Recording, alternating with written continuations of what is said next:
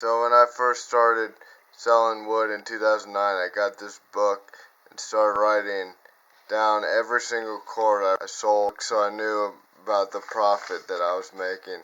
I also wrote down, I separated them into years, and I also did a loss column, and I wrote all the losses, and then I subtracted out the losses into the money that I made. So I had a really good idea about the amount of profit I made, and then after a few years of doing it, I ended up making an Excel spreadsheet document. I've done this since 2009, and I've made profit over $25,000. The greatest thing about doing and selling wood is there's very little overhead.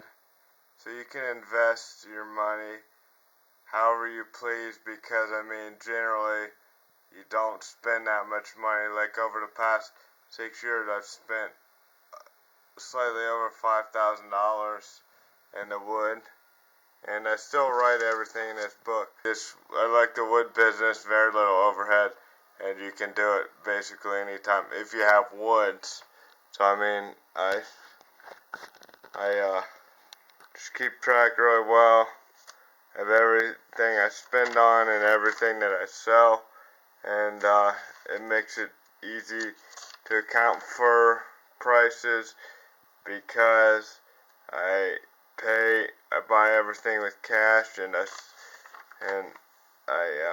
people pay in cash. Sometimes I guess they pay in checks, but that's okay. Alright, well, thanks for watching, and maybe you'll be inspired to start your own wood business.